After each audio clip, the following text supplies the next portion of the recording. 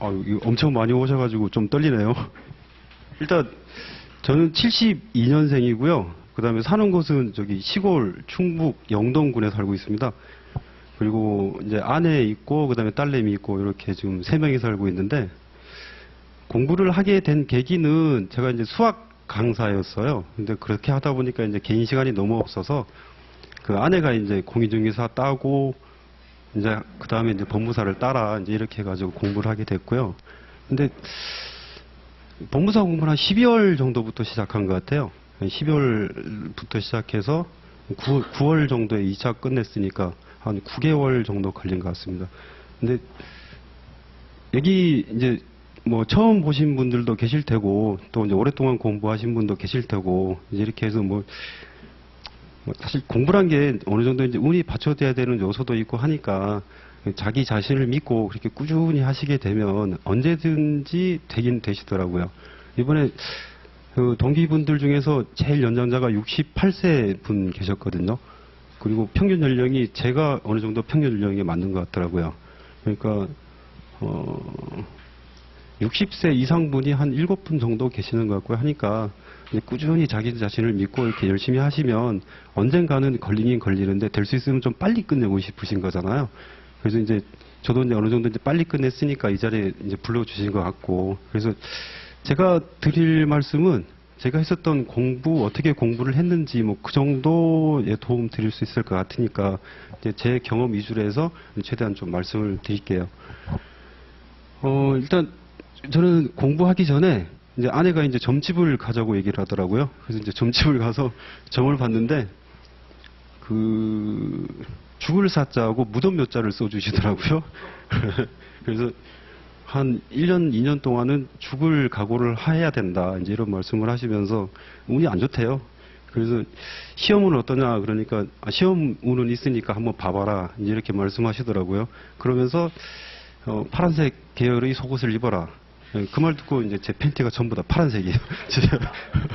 지금도 물론 이제 파란색 착용하고 있고요. 보여드릴 수는 없지만. 그래서 이제 그거 믿고 이렇게 공부를 했는데, 어차피 이제 1차는 어느 정도 다 이제 가능성이 있으시니까 이 자리에 오신 거잖아요. 그죠? 그러면 저는 1차 시험을 한 77.5점 정도 맞았어요. 그래서 이제 채점하고 그 다음날 이제 저기 이제 실장님한테 이제 전화를 드렸죠.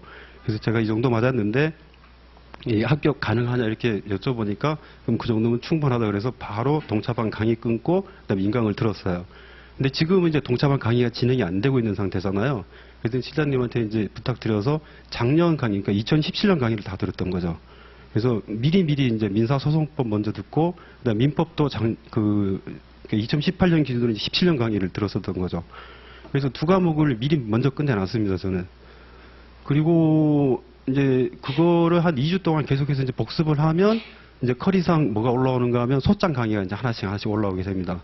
그러면 그 소장은 2018년도, 그러니까 동차방 강의를 들었는데, 그거 듣다 보니까 이제 배병환 선생님께서 이제 뭐라고 하시는가 하면, 형법하고 형사법은 미리 들어라, 이렇게 하시길래 소장하고 형법하고 형사법을 같이 들었어요. 작년 강의로 물론. 그러니까 동차방 강의로 들은 거는 저는 소장 강의밖에 없습니다. 전부 다 작년 거 들었어요. 근데 그게 오히려 도움이 됐던 게, 제 시험 볼 때 민사소송법에서 독립당사자 참가가 나왔거든요. 근데 그 동차방 강의에서는 그거를 강의를 안 하셨다고 하시더라고요. 근데 저는 몰랐죠. 이제 2017년도 강의에 그걸 강의를 하셨으니까. 그러니까 저는 사실은 한 3년 정도 공부를 하다가 이제 먹고 살아야 되니까 한 15년 정도 공부를 아예 손을 놨어요.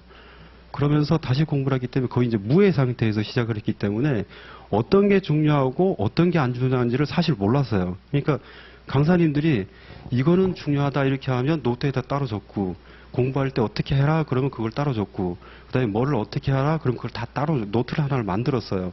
그래서 하루에 한 번씩 그거 뭐 하라는 대로 다 했어요. 그러니까 박승수 변호사님 강의 들으시면 민사소송법은 요건사실 이렇게 프린트해갖고 나눠주시거든요. 그거 하루에 30분씩 읽어서 외워라 이렇게 말씀하세요. 그럼 하루에 30분씩 그냥 무조건 읽는 거예요. 그냥 외워질 때까지. 되든 안 되든. 그래서 그거를 처음부터 끝까지 계속해서 시간을 30분 주면 그게 이제 계속해서 줄어 들어가요. 그러니까 나중에 5분이면 처음부터까지 다 볼 수 있거든요. 그렇게 해서 하여튼 시키는 대로 강사님들께서. 소장 같은 경우에 있어서는 이거는 이제 민법하고 민소법하고 하게 되면 소장은 자연적으로 해결이 돼요. 그러니까 그렇게 해서 과목을 줄이는 거고, 그다음에 부동산 등기법하고 그다음에 이제 그 신청 서류도 같이 하시잖아요. 그런 것들도 부동산 등기법이 되면 신청 서류는 당연히 따로 나오니까 따로 볼 필요는 없을 것 같고, 그래서 그거는 이제 그 민사 신청, 등기 신청 서류 문제집을 하나 사서 그것도 당연히 작년 강의를 들으면서 그거는 이제 공부를 거꾸로 했어요. 그래서 신청 서류를 먼저 풀면서 이제 그 부동산 등기법에 있어서는 그 목차 같은 걸 쫙 적고 이제 이렇게 이제 거꾸로 하면 이제 두 과목 공부하는 게 이제 한 과목으로 줄어드는 거죠. 그래서 최대한 양을 줄이려고 일단 목표를 잡았고요. 그런가 하면 3달 안에 끝내야 되니까. 그래서 생계를 유지를 하는데 평균 비용들 아시잖아요. 그죠? 이제 아내도 있고 딸내미도 있고 하니까. 근데 한 이제 못 벌면 안 되니까. 또 최대한 어쨌든 간에 목숨을 걸고 빨리 끝내야 된다 이 생각 때문에 일요일 안 쉬었고요. 예, 그래서 일요일 날도 12시나 1시 정도까지 계속 했었던 것 같아요. 쉬는 날 없이 한 9개월 정도 계속 했습니다. 근데 거기 계신 분들, 동기분들 보니까 뭐 수석하신 분이나 어찌 뭐 꼴찌로 붙으신 분이나 보면 다 거기서 거기에 뭐 물어보면 다 모르고요. 예. 뭐 수석하신 분이 뭐 엄청 막 뭐 다 알고 있는 것처럼 느껴졌었는데 뭐 말해보니까 뭐 다 비슷비슷하더라고요. 그러니까 드리고 싶은 말씀은 뭔가 하면 시험장 가서 어차피 1차 붙으신 분들은 다 거기서 거기에 특별한 몇 분들 빼놓고는 그러니까 자기 자신을 믿으시고 처음부터 끝까지 당황하지 마시고 다 쓰셔야 돼요. 하나도 빠짐없이. 그러니까 어떤 게 중요하고 어떤 게 안 중요하다 그거는 저는 수험생이 판단할 사안은 아니라고 봐요. 수험생은 불이타 나오면 안 되시잖아요. 그죠? 근데 불이타는 나올 수밖에 없어요. 저도 형사소송법 저기 최철은 강사님 계시는데 이번에 저 시험 볼 때 공소시효 나왔거든요. 근데 그 기간 계산하는 거이기 때문에 잘 안 보시잖아요. 그죠? 저도 당연히 안 보고 들어갔어요. 근데 그 법전 보고 꾸역꾸역 찾아서 쓰는 거예요.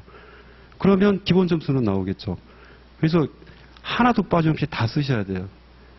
하나도 빠짐없이. 그래서 제가 했었던 이제 그 각각 공부는 이제 어떻게 했었는지 한번 자세히 말씀드리면요. 일단 민사소송법을 먼저 봤고요. 강의를 문제 같은 거 생각 안 하고 어차피 강의 다 작년 강의 들었으니까 다 업로드 돼 있거든요. 처음부터 끝까지 노트 필기하면서 다 먼저 들었어요. 그리고 나서 책을 기본서를 처음부터 끝까지 3번을 봤어요.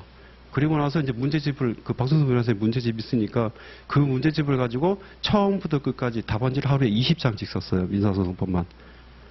그러니까 매일매일 답안지를 하루에 20장씩 썼습니다. 저는. 근데 20장씩 쓰는데 그 정도 쓰게 되면 한 3일 정도 되면 본패를 하나씩 날아가거든요. 근데 그때 쓰는 방법도 저는 이제 온라인 강의로만 들었기 때문에 첨삭이 안 돼요. 그러니까 제가 제대로 쓰고 있는지 안 쓰고 있는지 판단이 안 돼요. 근데 거기 보면 업로드 된 게 모범 답안지까지 최고 점수 답안지까지 업로드가 되니까 일단은 제 나름대로 써보고 그 다음에 문제집에 나와 있는 답지 보고 그 다음에 모범 답안지는 어떻게 써있는지 보고 그래서 모범 답안지 그대로 베껴 썼어요. 한 번은. 그리고 나서 외울 거 외우고 3번 정도는 제가 생각하는 대로 목차 잡고 쭉 썼어요. 그리고 나서 한 16번 정도는 목차하고 핵심 키워드만 썼어요.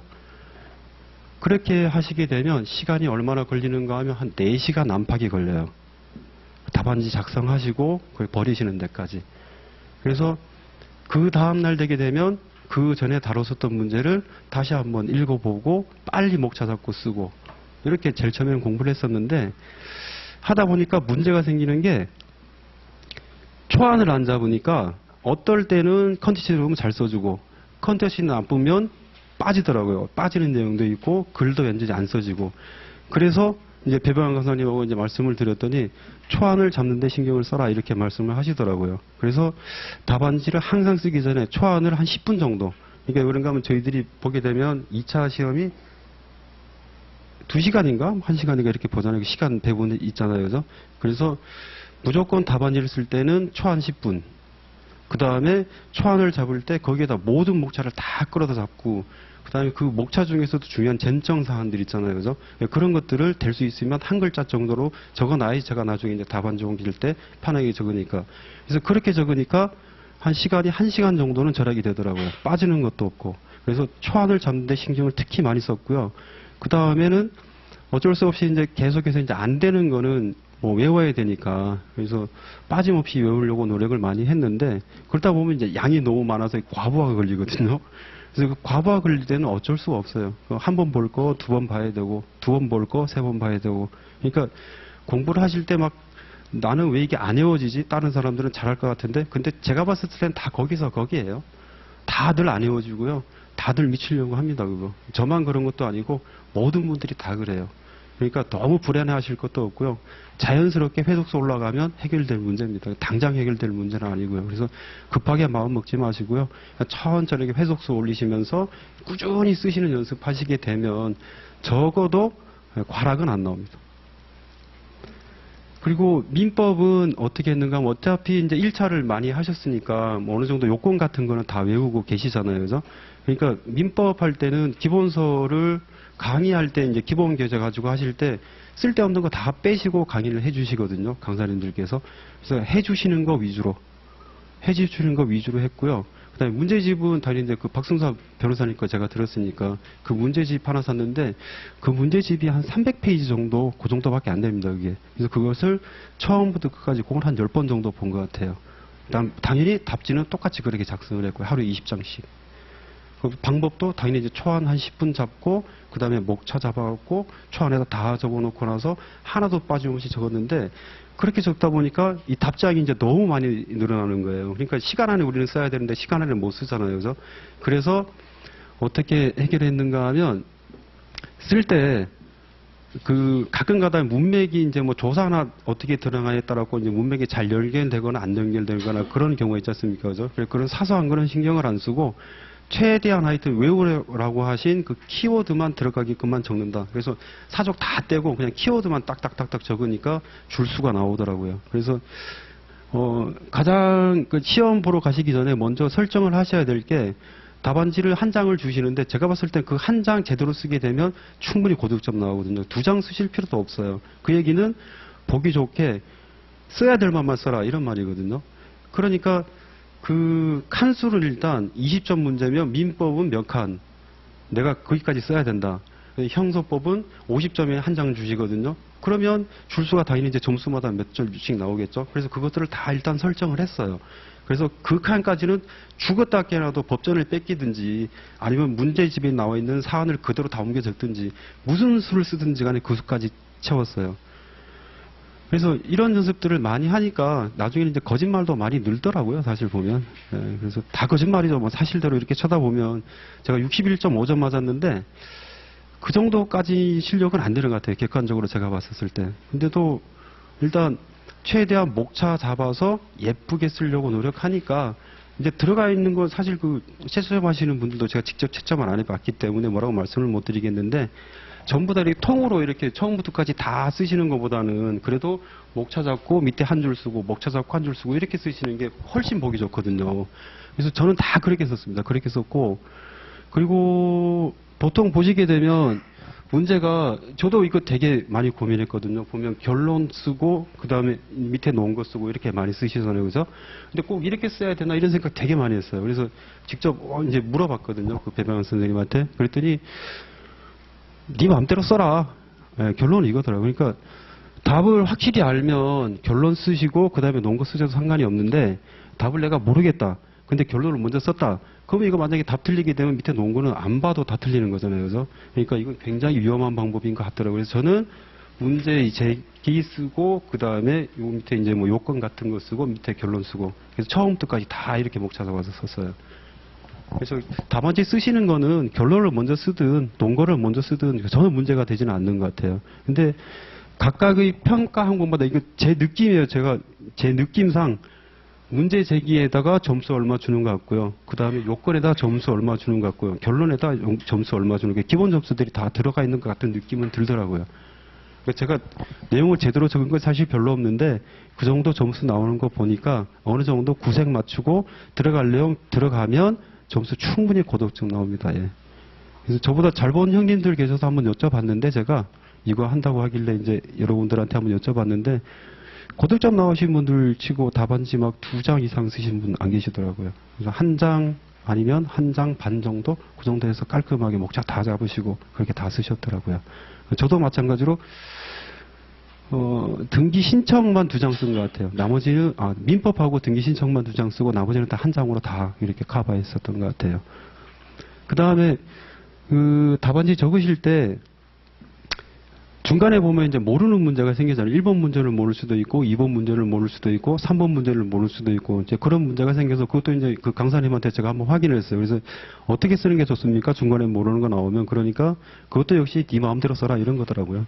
그래서 저는 모르는 거 있으면 일단 칸수를 정해놨기 때문에 그 칸수만큼 띄우고 그 다음에 쓰고 모르는 걸 맨 나중에 채우는 방법으로 했는데 중간에 빵꾸 나면 그것도 굉장히 보기 안 좋거든요. 그래서 하여튼 법전을 뺏기건 하여튼 그 살에 있는 거를 제가 살을 붙여서 쓰고 어쨌든 칸수는 무조건 채웠어요. 그런데 부동산 등기법 할 때는 실수를 해가지고 1-1, 1-1, 1-3, 1-4 이렇게 나와 있는데 1-4를 1-2번 자리에 제가 이제 내용을 썼어요. 그래가지고 이제 목차만 빨리 수정해갖고 그렇게 했는데도 등기법 점수가 62.5점 나온 걸로 봐서는 순서 섞어서 써도 상관없다. 알아서 채점하시는 분이 다 알아서 체크를 해주시니까 그래 크게 부담 가질 사안은 아닌 것 같다. 이런 느낌이 많이 들더라고요. 그 다음에 형법하고 형사법은 어떻게 있는가 하면 일단 형사법 먼저 들었어요. 그래서 형법은 이렇게 보면 많이 아시잖아요. 이게 뭐 누가 때렸다 이러면 뭐 폭행 뭐 이런 것들을 다들 알고 계실 것 같으니까 제 느낌으로는 그래서 형사법을 먼저 들었는데 당연히 이제 저기 최철원 강사님 거 먼저 들었죠. 했는데 그 강사님이 그때 17년도 제가 들을 때까지만 해도 동차반 책이 안 나왔어요. 그래서 책을 나올 때까지 기다렸다가 책 구입하고 이제 처음 강의 들었을 때 중요하다고 하시는 거 따로 필기하고 책에다 다 체크했어요. 이건 2번 볼 시간이 없기 때문에. 그래서 다 체크를 해놓고 그 다음부터는 이제 지워나가는 방식으로 했습니다. 그래서 아예 안 볼 것들은 그 까맣게 지워버렸습니다. 그래서 볼 키워드들만 하고 그다음에 목차 뽑고 해서 그것들만 주구장창 보고 해서 형사소송법도 기본서는 한 7번 정도 본 것 같아요. 7번 정도 봤고 점수 한 29점 정도 나온 것 같습니다. 형사소송법. 그런데 그렇게 봤는데도 29점 나오는 걸 말해서는 그 제 머리가 그렇게 뭐 탁월한 편은 아니니까요. 여러분들도 다 그 정도 하시면 그 정도 점수 다 나옵니다. 그리고 형법은 이재영 강사님 거 들었고요. 그때 그 기본서가 대략 한 1000페이지 내외로 해가지고 또 나오는 게 있습니다. 또. 그래서 그것도 당연히 중요하다고 하시는 것만 강의 들을 때 필기하면서 다 줄 그어놓고 나머지는 아예 쳐다보지도 않고요. 그래서 그거 위주로 해서 계속했어요. 그러면 그 정도까지 딱 듣게 되면 이제 배병 강사님께서 어떤 걸 주시는가 하면 이 동차반들을 위해 가지고 문제를 찍어 주시는 게 있어요. 그 찍어 주시는 문제들도 제일 처음에는 이제 정리를 해야 되기 때문에 볼 시간이 없어서 못 봤고, 그 마지막에 이제 그거 위주로 해서 한 번 더 체크하는 정도로 했는데, 거기서 이제 운이 좋게 독립당사자 참가를 배반 선생님께 찍어주시고, 그 다음에 그 부동산 등기부에서 일부 말소임의 경정 등기 그것도 이제 리스트에 넣어주셔서 그건 굉장히 많이 도움이 됐죠. 그래서 민사소송법은 제가 54.5점 맞았습니다. 그리고 소장이 한 20점인가 21점 나와서 2교시 둘째 날 첫째 과목이죠. 그게 가장 많이 나왔어요. 한 74, 5점 정도 나온 것 같습니다. 민법은 53.5점인가 54.5점 그렇게 나왔고요. 근데 가면 좀 당황이 되더라고요. 그 민법 시험 볼 때 미성년자가 1-2번 문제 나왔는데 갑자기 나이가 생각이 안 나더라고요. 19세인가 20세인가 18세인가 도저히 생각이 안 나는 거예요. 그래서 법전을 찾아봤는데 안 찾아지더라고요. 진짜 안 찾아지더라고요. 끝나고 나면 그 앞부분에 뭐 앞편에 있잖아요. 총칙편에 그죠? 가족법 편에 찾아보고 있고 이런 상태니까 그래서 찍어서 쓸 수밖에 없는 거죠. 앞에는 미성년자가 아니니까 뒤에는 앞에는 미성년자였으니까 뒤에는 미성년자가 아니겠지. 이렇게 추론하고 이제 빨리빨리 적고 그래서 논리적 일관성만 가지고 있으면 충분히 기본 점수 다 주시니까 이게 논리 없이 앞에는 된다, 뒤에는 안 된다 이렇게 하면 그거 진짜 점수 안 주시는 것 같더라고요. 근데 답은 틀리더라도 논리적 일관성만 가지고 쭉 쓰시게 되면 점수 충분히 나옵니다. 형법에서 2번 문제가 그렇었던 것 같아요. 그래서 그것도 제가 이제 판례 사안을 확실히 보고 들어갔었는데 제가 기억을 잘못했던 거죠. 저는 이제 그게 범죄가 된다 이렇게 기억을 하고 있었는데 답은 범죄가 안 된다 했어요. 근데 범죄가 된다라는 논리로 쭉 처음부터까지 있었거든요. 근데 점수 잘 나왔어요. 몇 점 나왔는가 하면 형법도 29점인가 30점인가 맞았어요. 그러니까 한 두 개 합치면 57점이잖아요. 그죠? 그러면 컷보다 높으니까 훌륭한 거죠, 저한테는. 그래서 알든 모르든 판례를 만들어 쓰든 뭐를 어떻게 쓰시든지 간에 될 수 있으면 처음부터 끝까지 논리적 일관성을 가지고 쭉 쓰시게 되면 그다지 높은 점수는 아니더라도 중간 점수까지는 주시는 것 같더라고요. 제 느낌상. 그래서 모르는 거 나오시거나 하시더라도 포기하지 마시고 그 양 채워주시게 되면 점수 나옵니다. 예. 그래서 형법은 찍어주시는 것들 위주로, 그러니까 수업 시간에 중요하다 했었던 거 위주로 해서 계속해서 그거 봤고요. 형법도 한 7번 정도 빨리 돌려봤었던 것 같아요. 그리고 당연히 답안지는 하루에 20장씩 썼고요. 근데 그거는 이제 따로 문제집을 구입하진 않았어요. 형사법하고 형법은. 그거는 어떻게 했는가 하면 모의고사 이게 보시잖아요. 그죠? 그래서 그 모의고사 다운받고요. 그 다음에 이제 2018년 동차 강의 그때 때문에 어느 정도 시작됐으니까 마지막에 이제 그거 다 다운받아가지고 그거 위주로 해가지고 했었고요. 뭐 따로 별도로 문제집을 구입하지는 않았어요. 그 마지막에 이제 그 부동산 등기하고 그 다음에 신청은 어떻게 공부를 했는가 하면 일단 강의를 먼저 처음부터까지 다 들었고요. 그냥 일단 문제 풀 생각 없이 처음부터까지 일단 강의를 다 들었고 그 다음에 이제 기본서 이제 중요하다고 하셨던 것들 위주로 해서 한 2번 정도 빨리 속독을 하시고 그 다음에 이제 그 부동산 등기를 따로 공부를 안 하고 그 민사 부동산 등기 신청 그 서류 그 시험 보지 않습니까? 그죠? 그 문제집 하나 구입을 해서 이제 만약에 소유권 경정 등기를 위해서 이제 케이스가 나오게 되면 이 케이스를 풀면서 이쪽에서 들어갈 중요한 쟁점들 위주로 기억을 해서 따로 이제 답안지 하나 만들어 가지고 목차 쭉 적고 내용이 생각나는지 안 생각나는지 기억하면서 안 생각나면 다시 한번 기본서 더 보고 이런 식으로 진행했어요.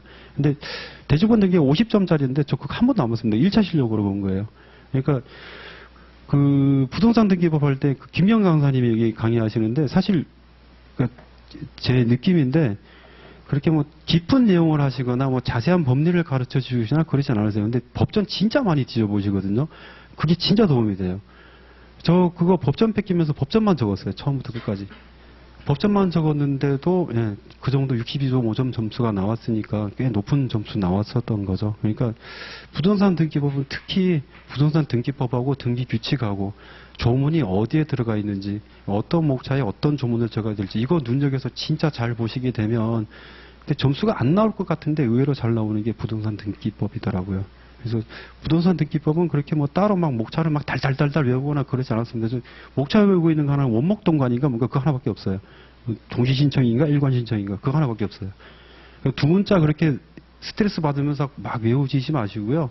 어차피 법전에 어디에 들어가 있는지는 다 나와 있어요. 그래서 어디에서 어떤 목차로 끌어다 쓸 건지만 눈여겨서 보시고 그 신청 서류 작성하실 때 같이 연결시켜서 보시게 되면 이게 좀 과목도 줄어들고 그다음 공부 부담도 줄어들고 저는 그렇게 공부를 했고요. 그 다음에 이제 하시다 보면 가끔가다 이제 그런 생각이 많이 들어요. 하다 보면 굉장히 힘드시잖아요. 공부하실 때 보면 즐거운 공부하는 것도 아니고. 근데 동차 하시는 분들이 비두권 가지고 계신 분들보다 제가 봤을 때는 훨씬 더 유리하신 것 같아요. 제가 저 실장님한테 한 소리 들었는데 이제 전화를 한번 해봤거든요. 그때 1차 합격하고 그것도 굉장히 높은 점수라고 말씀하시니까 얼마나 기분이 좋아요. 그래서 그러면 빨리 어떻게 좀 하자 이렇게 하시니까 말씀하시더라고요. 아직까지 걷지도 못하는 녀석이 뛰려고 하다니 이 말씀하시더라고요. 그래서 그 말도 적어놓고 차근차근 하루에 내가 할 양 이거는 죽었다 깨어나야 된다. 최소한 나는 여기까지 한다. 그것만 정해놓고 그것만 지키려고 했어요. 그래서 강사님들이 어차피 각 과목마다 전문가분들이시니까 그분들께서 다 말씀해 주세요. 관건은 우리가 그거를 지키느냐 못 지키느냐 그거 하나의 차이인 것 같아요. 그래서 말씀해 주신 거 따로 적고 그 다음에 최소한 하루에 그거 한 번씩 읽어보시고 그 다음에 최대한 거기에 맞춰갖고 커리 짜시고 일정 짜시게 되면 동차생들이 저는 훨씬 유리하다고 봅니다. 왜 그런가 하면 저희들은 떨어지면 한 번 더 기회가 있잖아요. 근데 제시하는 분들은 그 압박감이 장난이 아니라고 말씀하시더라고요. 그러니까 하나 잘못 보면 1차를 또 봐야 되니까 1차는 사실 보면 그게 좀 지옥이잖아요. 민사집행법 특히. 아유, 그 토 나오죠. 그래서 그런 문제들이 있으니까 동차 볼 때는 오히려 저는 마음이 편했어요. 어차피 저희들 53점이면 충분히 합격하거든요. 그 얘기는 반 날려보고도 상관없다는 얘기잖아요. 그러니까 모르는 거 나와도 20점 날아가는 거예요. 그러니까 크게 브리타 때문에 떨어졌다. 그거는 제가 봤을 땐 거짓말인 것 같고 브리타 때문에 떨어졌다고 하시는 분들은 제가 봤을 때는 회독수가 안 올라와서 이게 일정 수준에 도달하지 않았지 않았을까 이런 생각은 많이 들어요. 그래서 브리타 때문에 떨어지는 거는 잘 없을 것 같고요. 예. 꽈락만 안 맞으면 다른 부분에서 충분히 점수 커버 가능할 것 같습니다. 그리고 저녁 때 했었던 일 중에서 가장 중요한 거는 그러니까 제가 이 단기간에 끝낼 수 있었던 것 중에서 가장 중요하다고 생각했었던 건데 저는 아침에 그러니까 저녁 때 들어가게 되면 11시 40분에서 12시 20분 그 사이에 늘 들어갔어요. 들어가서 이제 샤워도 해야 되고 하니까 샤워할 때부터 오늘 내가 어떤 걸 했었는지를 계속해서 내 스스로한테 강의를 했어요. 예를 들어서 뭐 계약 강론 들어가게 되면 매임도 맨날 이렇게 말씀하시잖아요. 그래서 오늘 케이스 풀었던 거 처음부터 끝까지 목차 잡아서 나한테 얘기할 수 있나 없나 쭉 되뇌이고 자기 전에 매매 끝냈으면 임대차도 목차 잡아서 쭉 되뇌이고 판례 어떤 거 있었는지 쭉 되뇌이고 생각이 안 나면 그 다음날 다시 한 10분 정도 투자해서 그 케이스를 다시 보고 다시 목차 잡고 이렇게 계속 했고요. 그게 굉장히 도움이 많이 되더라고요. 이렇게 하루에 그게 하시는 게 점심 드시고 한 번 하시고 그다음에 저녁 드시고 한 번 하시고 그다음에 자기 전에 한 번 하시고 하루에 3번 하시는 거죠. 그죠?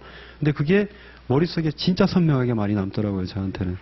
거짓말하는 데도 좋고 일단 목차만 기억나면 거짓말하는 거 쉽습니다. 그거 안에 거 내용 아무것도 막 사안 다 나와 있으니까 그거 좀 이렇게 적으시고 법률 용어 몇 개 적어주시고 하시면 되니까 어차피 크게 정점되는 사항들은 공부 충분히 하셨으니까 지금은 여러분들께서 실력이 저도 강사님들께서 그렇게 말씀 많이 하셨거든요.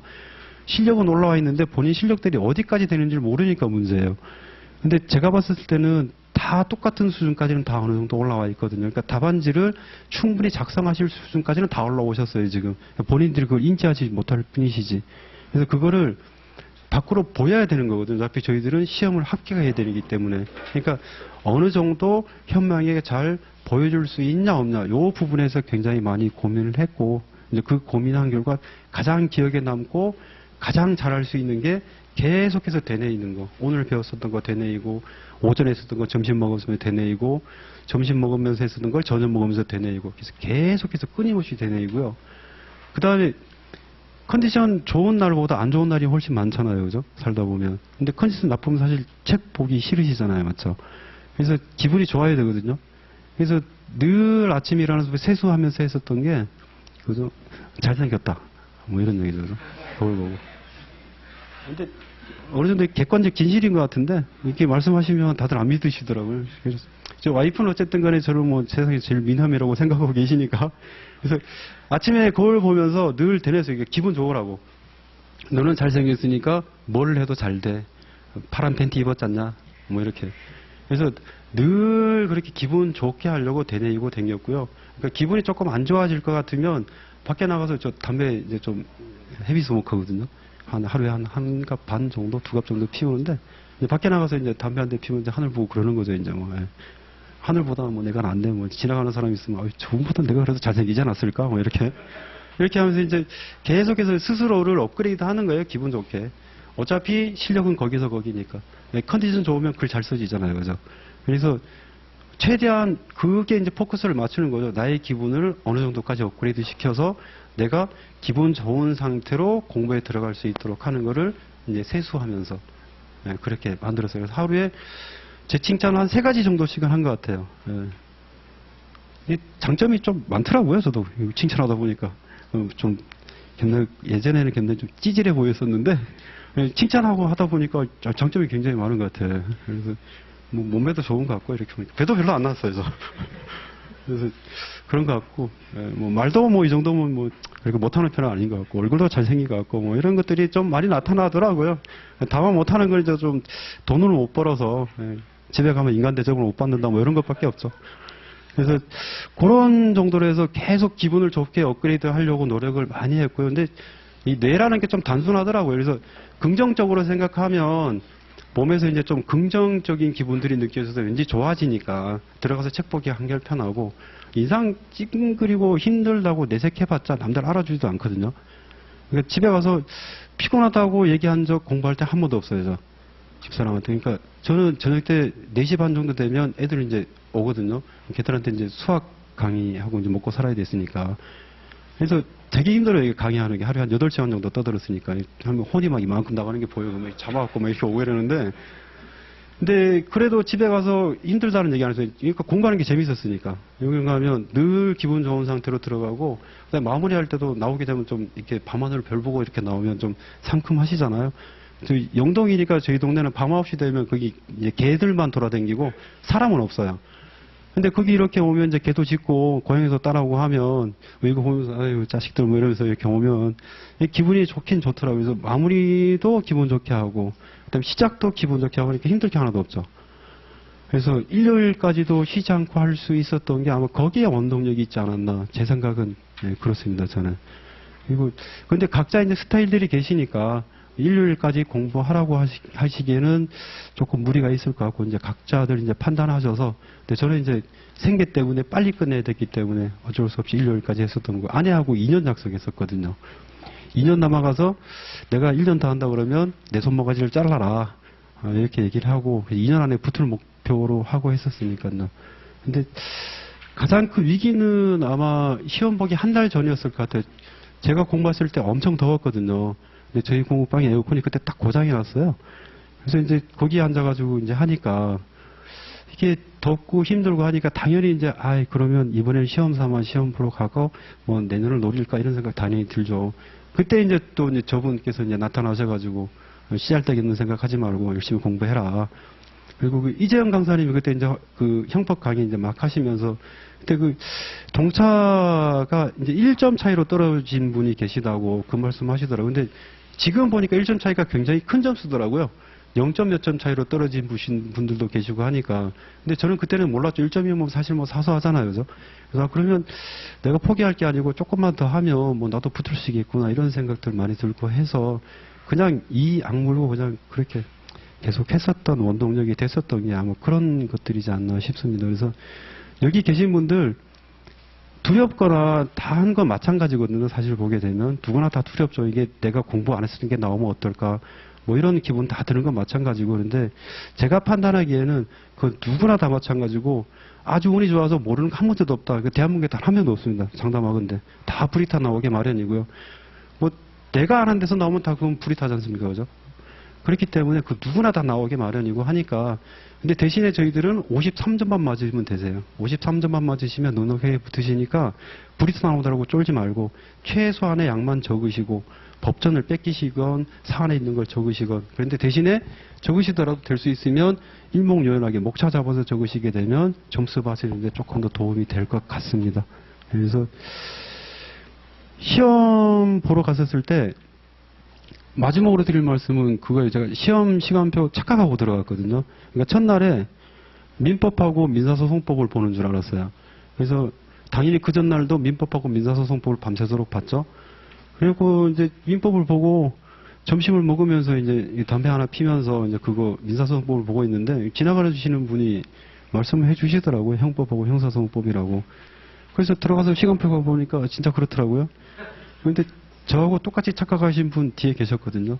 그 앞에 분이 이제 옥천 사시는 분이 저 용동 살아요. 갑자기 옆동생 사시는데 그래서 그분도 착각하신 거고 뭐 이렇게 세 명 다 나란히 착각했죠. 그래서 이제 말씀드리고 한 시간 동안 뭐 할 일이 없잖아요. 그죠? 멍하니 앉아가지고 그때 생각 들었었던 게 반만 맞자. 어차피 반만 맞으면 붙는다. 예. 그래서 한 이틀 전에 본 것들도 어느 정도 기억이 나더라고요. 그래서 앉아가지고 최대한 기분 좋게 그냥 뭐 너는 똑똑하니까 오늘 파란 팬티 입었지 않냐 뭐 이런 거 있잖아요. 그래서 그렇게 하고 거짓말 좀 적고 법전 찾아서 낑낑대면서 적으니까 57점 두 개 합쳐갖고 그 정도 나오면 58점인가 그 정도 나오는 것 같더라고요. 그래서 고득점 대박 이런 건 환상이고요. 예, 제가 봤었을 땐 운이 좋으면 그 정도 나올 수 있겠지만 전 과목을 고루고루해서 대략 한 55점 정도씩만 뽑아내줄 수 있으면 그게 가장 이상적이지 않나. 근데 그 정도 공부하시려고 하시면 4시간 안에 박승수 변호사님께서는 한 과목을 끝낼 정도로 압축을 해야 된다고 하시는데 동차 제가 경험한 바로는 그 정도 압축하기는 불가능해요.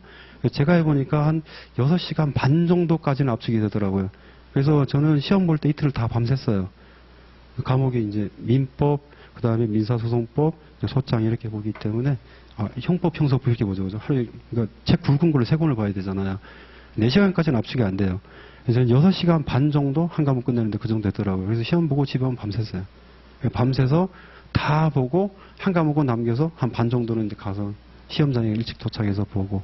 그래서 그 정도까지만 만들어서 시험 보기 전날에 모든 과목을 다 쭉 볼 수 있으면 떨어질래야 떨어질 수가 없어요. 그거를 만드실 수 있느냐 없느냐, 어떤 형태로 만드실까는 이제 각자의 몫이 되겠죠. 근데 그렇게 만드시는 것들을 여기 이제 강사님들께서 이거는 어떻게 만들고, 이거는 어떻게 하고, 이거는 어떻게 하라고 은연중에 다 말씀을 해주세요. 그래서 그대로 한번 해보시게 되면 큰 성과가 있지 않나. 저는 그렇게 해서 붙었기 때문에. 그래서 제가 시험 합격한데 은인 3명이 있으면 저기 계시는 저 배병환 강사님하고 그다음에 저 김성범 학부의 십자님하고 그다음에 저한테 이제 시험표 착각해줬다고 알려주시면 그분도 이제 동차 합격하고 오셨다고. 아, 동차가 그분 제시구나. 그래서 지금도 굉장히 친한 형 동생하고 이렇게 지내고 있습니다. 그래서 마지막으로 드릴 말씀은 자기 자신을 믿으세요.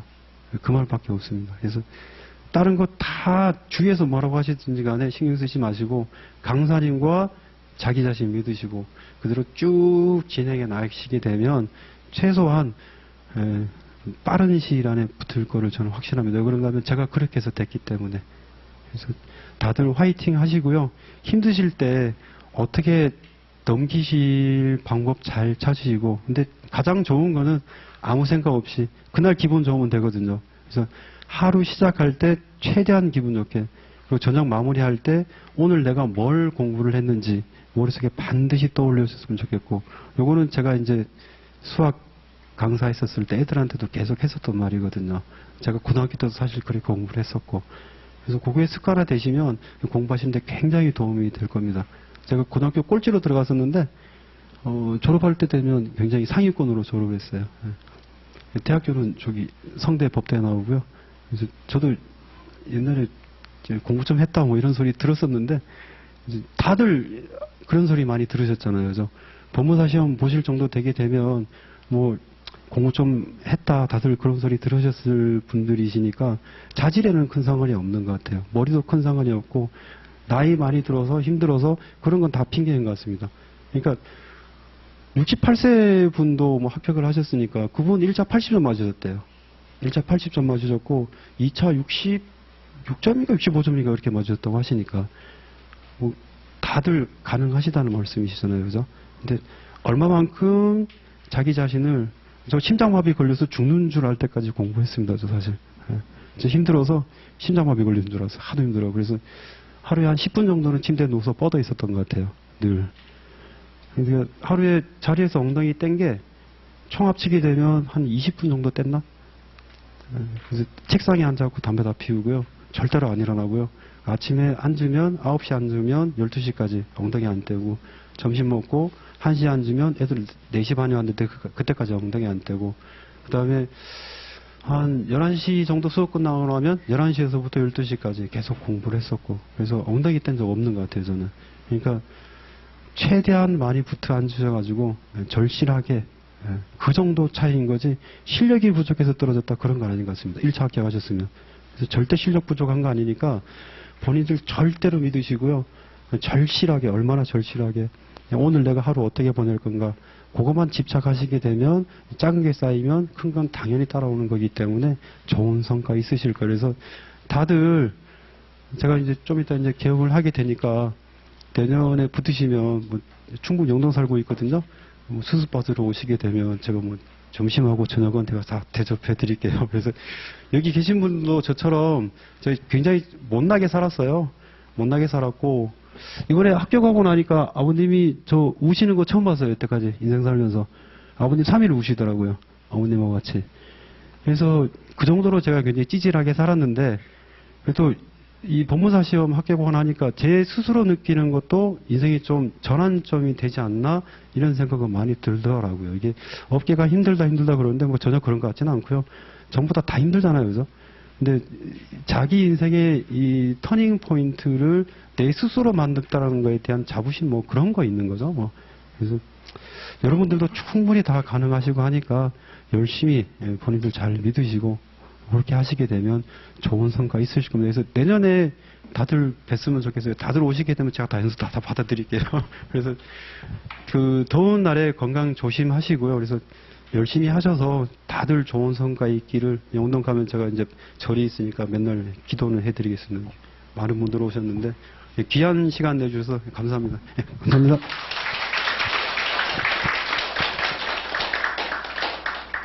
혹시 뭐 이렇게 여쭤보시고 싶은 거, 그러니까 뭐 질문해 주실 거 있으시거나 궁금한 사항이 있으시면 저 거 전화번호 여기다 적어드릴게요. 그래서 책은 1차 교재하고 2차 교재를 제가 가지고 있는 게 없어요. 이거 책 보고 나면 합격하면 다 찢어버린다. 그래가지고 민법 먼저 찍기 시작했거든요. 그 찍기가 너무 힘들더라고요.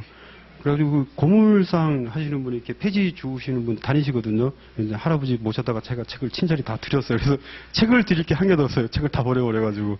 그래서 다른 거 뭐 이렇게 힘드시거나 하실 때 되면 뭐 이렇게 적어도 이제 같은 공감되는 형성이 돼 있으니까 그 고통 저도 겪었고 다 이제 어느 정도 심정은 다 알고 있으니까요. 그래서 궁금하신 거나 아니면 강사님들한테 말씀하시기 힘드시면 저한테 말씀하시면 제가 말씀드릴게요. 그래서 전화번호는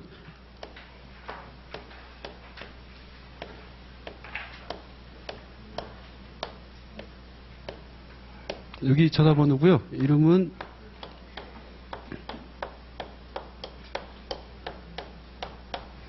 이게 제 이름입니다. 그래서 그 뭐 이론 같은 거 물어보시면 저한테 전화하시면 안 돼요. 저 다 까먹어서 여기 계신 분들이 저보다 월등하시니까 대신에 뭐 이렇게 힘드시거나 아니면 뭐 궁금한 거 계시거나 좀 어려운 일 있으시면 나름대로 제가 최대한 돕도록 노력을 할 테니까 힘드시거나 하실 때 뭐 강사님한테 뭐 말씀하시기 힘드시면 저한테라도 전화하셔가지고 하소연하시면 되니까 이렇게 전화해 주셨으면 좋겠습니다. 마지막으로 이제 질문하실 거 있으시면 네. 네? 네.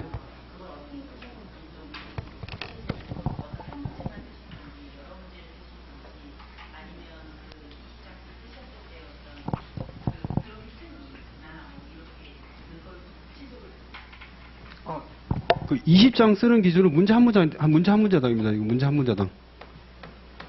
문제 한 문제당 20장 썼고요. 그 다음에 답안지 쓰는 순서는 일단 A4 용지 하나 갖다 놓고 나서 이렇게 여기다가 초안을 잡았어요. 초안. 이 초안 잡을 때 요 시간을 10분에서 15분. 근데 최대한 10분 안에 맞추려고 노력했고요. 이거 하다 보니까 10분 안에 다 들어오더라고요. 그래서 처음부터 끝까지 목차 다 생각나는 대로 적었습니다. 요건을 잘 외우셔야 돼요.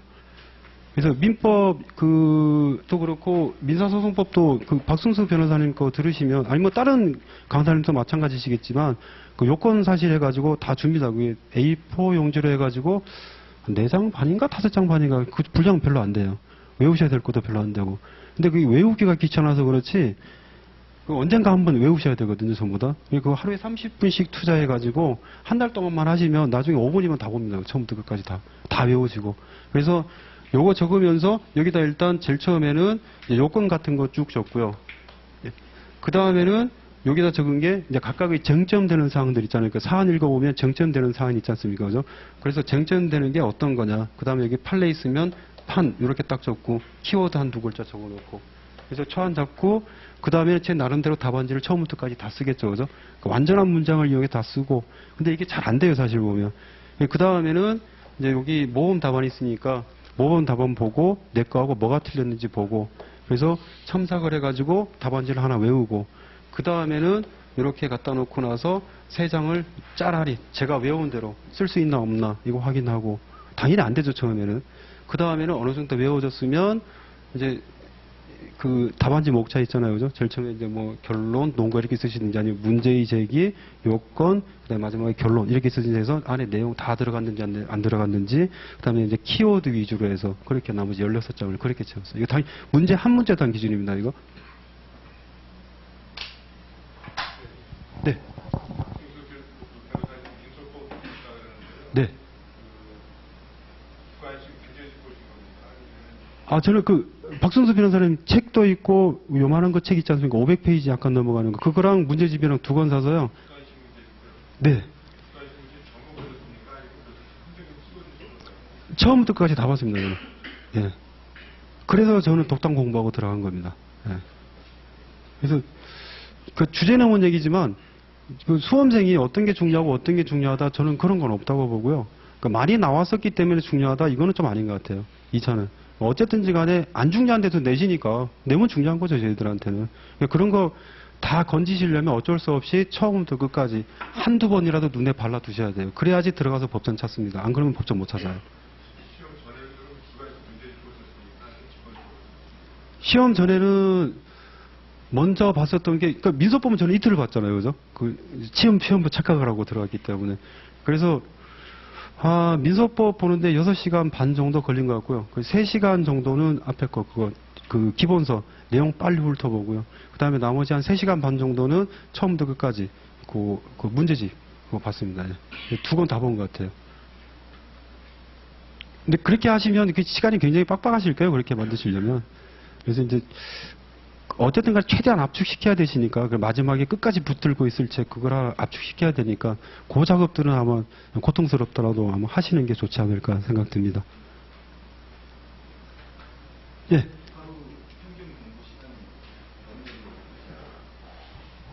하루 평균은 어떻게 공부했는가 하면 이렇게 공부했죠. 아침에 제가 딸내미를 유치원 데려다 줬거든요. 그때밖에 딸내미를 볼 시간이 없기 때문에. 근데 유치원 출근 시간이 9시예요. 그래서 제가 공부방에 가서 자리에 앉는 시간이 9시 10분. 그 9시 10분에서 12시 10분까지는 무조건 앉아서 책을 보고요. 이거 엉덩이 안 떼고요. 그 다음에 점심을 빨리 먹고 1시부터 4시 반 되면 이제 중고등학생들이 오기 시작하거든요. 요때까지 공부하고. 그 다음에는 끝나고 나면, 어떨 때는 빨리 끝나면 9시 반에 끝나는 시간이 있고요. 그 다음에 늦게 끝나면 11시 정도까지 수업을 했어야 됐기 때문에 무조건 9시 반에 끝나면 한 11시 40분 정도. 그 다음에 한 11시 정도에 끝나게 되면 12시 반 정도까지 이렇게 계속 공부했습니다. 네. 그리고 일요일 날 같은 경우에는 수업을 좀 적게 잡아가지고요. 하루에 잠 한 8시간 자는 거 빼놓고 수업 한 4시간 빼놓고 무조건 앉아서 책 봤습니다. 그래서 토요일하고 일요일 날 많이 보충을 한 것 같아요, 저는. 예. 사실 제가 이제 법대생들 다 로망이 그거지 않습니까? 사실 인생 역전 한방. 예. 마약보다 더 하죠. 그래서 신림동에서 그때 하려고 했었는데 하필 그때 이제 바람이 부는 게 스타크래프트가 한참 유행하는 바람에 PC방에서 주로 많이 했었죠. 그래서 한 3년 정도는 했었던 것 같아요. 3년 정도는 했었는데 그게 그때는 그냥 저는 다 중요한 줄 알았어요. 그래서 막 현상 광고 이런 거 외우고 있고 이러니까 뭐 될 리가 있겠습니까? 시험 보기 3달 정도 되면 독서실 이렇게 오면 헬게이트 이렇게 적혀 있더라고요. 가기 싫더라고요. 그래서 그 정도 3년 정도에 공부했습니다. 네. 네.